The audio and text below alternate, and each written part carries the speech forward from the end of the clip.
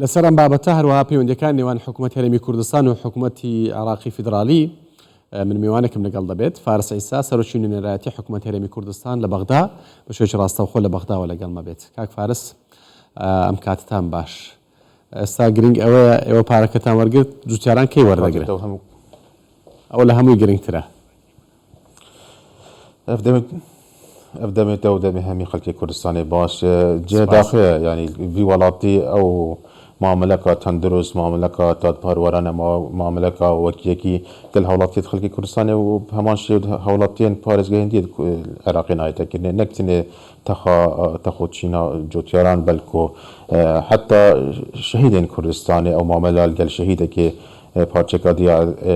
عێراقی گەل مواسد شەهیدên مواسات دیت عێراقی گەلوان شەهیدên خەڵکی کوردستانی نایەتەکردنێ گەل چین و تەخێندیە نایەتەکردنێ شوانە جوجی دەرێت خەڵکی کوردستانی جێ داخەیە پشی 8 ساڵە کو ئەو شایستەیان وانێ دارایی و کە داوانە خۆ نە علاقەت بسیاسەتی بەبوو نە علاقەت بە هیچ حەزبێکی بەبوو کە داوانە ساڵێکی تەسلیم حکوومەت ئاتحادیە هاتبووەکردن و بڕیارێکە سیاسی هاتبووە ڕاگرتن پشتی ماندووبوونە کازێ هەمەهەنگیل گەل نرێن کورد بەغدای بەردەوام متابعە و دیوچوون و بشار مەشیە کو موافقەتی بینن پشتی دو جار ئەنجومەنی وەزیران بریار لەسەر هاتیە دانێ دو سێ قۆناغان ئەو پارێک جوتیاران بێنە مەزاختن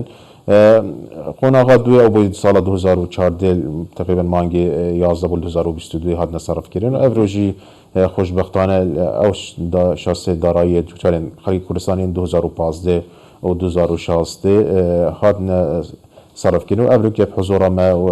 ئەو چەک هاتنە ئیمزاکردن و تەسلیمی نەرێن جوتیارên خەڵکی کوردستانی کردن هەندێک ڕێکارên کارگەرینە هەندێک ڕێکارên ئیدارینە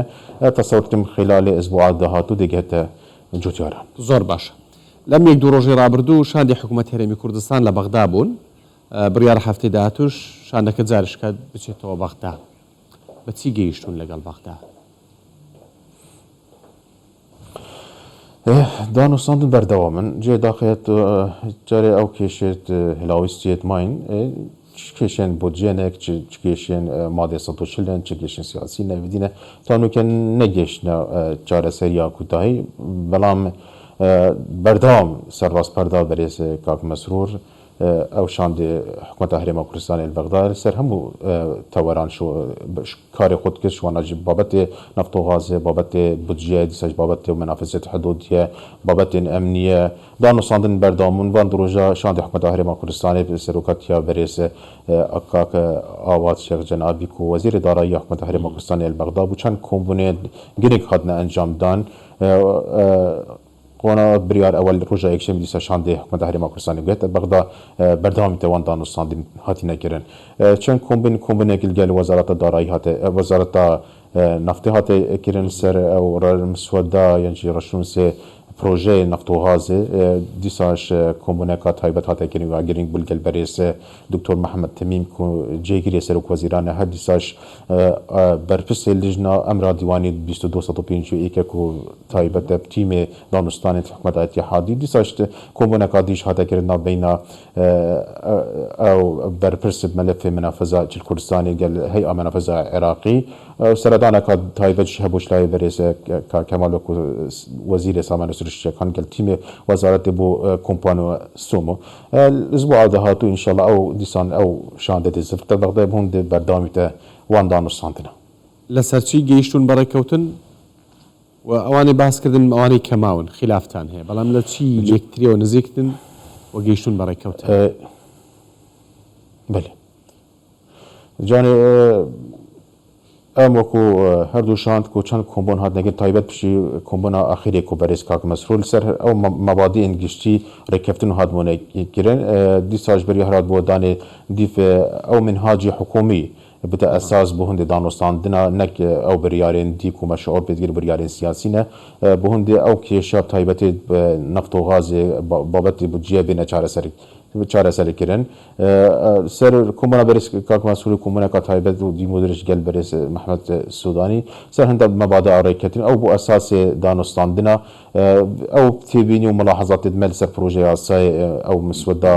كو 2011 هاتي آماده كرن سر نفط وغازه مجموعة كا ملاحظات عمل سر بروجه هبو ما حاضر كرين و پیشکش وان كرين رجا اكشن اكسيد دي دانو ساندن دست بكن سروان کاک فارس ئەمێ بەڕاشکاوی پێم بڵێ ئەم حکوومەتە نیازی چارەسەرکردنی کێشەکانی هەیە یا خود نا؟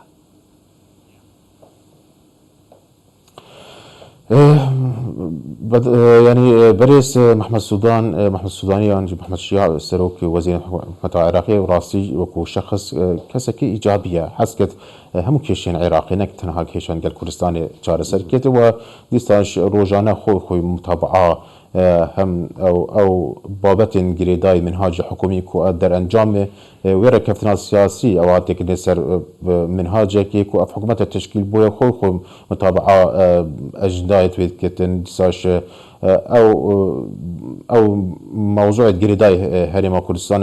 او خو ديساش امر دري خستين بهندي ام بردوام بن و سقف الزمني جي داناين كو او كيش بين چاره سر كرن دانو ساندن بردوامه اكيد عراق همو بابتك تايبت بجريداي كردستان بالمملكه السياسيه كتكني هر بابتك جريداي خلقي كردستان زيادتر دانو ساندن زيادتر مناقشه تنتر جي داخيه بلام اكيد ما او باوريه هي ما او اراده هي او نيته هي همو جارك سردان شان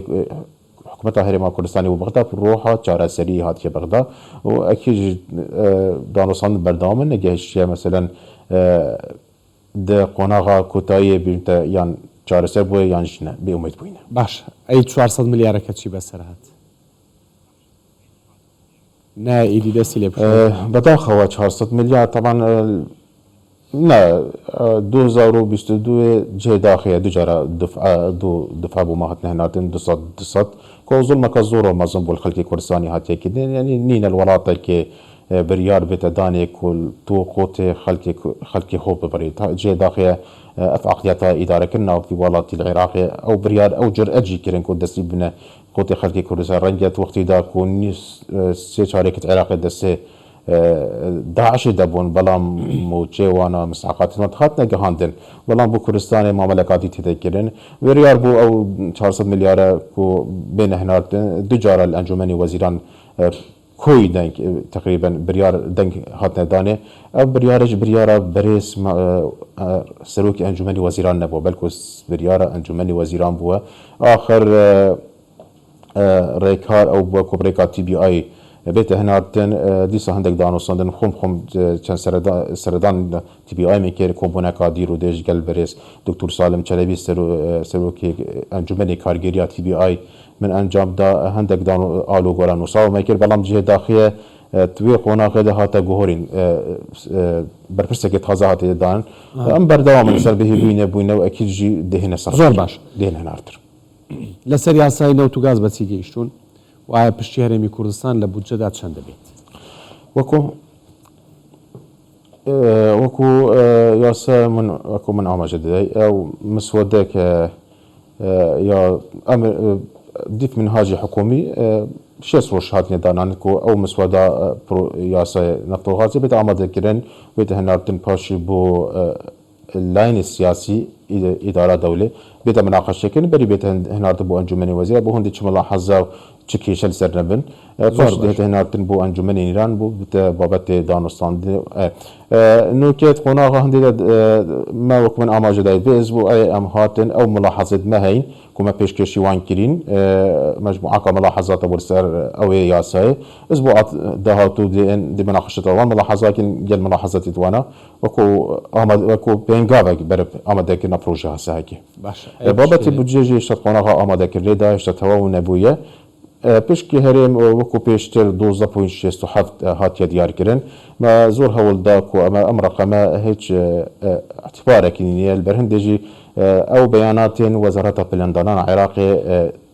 رجا خلقی کردستان 13.95 واتا 14 صدیه دست بی که او هاد بو دیار کرن بلام جاری پروژه مای ام داکو کی سر هندی کن کو 12.67 نبچ کو قدر خلق کردستانی هاتیه کرن کنگی آماده بو کی دیبو مهنگی دیار بده چاوبتن بنام بردوام بین اشتا او پروژه قوناق آماده کرده ده اشتا تواو نبویه الوزارات الداري بش وزارات الداري تواو بديت هنارتن بو انجمن آبوری وزاری ولی ده دراست کردن پشتینگی ده نارتن بو انجمن وزیران اگر چه ملاحظه بود ده نارتن بو انجمن نیران. سپاس بۆ فارس عیسا سەرۆکی نوێنەرایەتی حکوومەت هەرێمی کوردستان لە بەغدا کە لە بەغدا و لەگەڵمان بووی.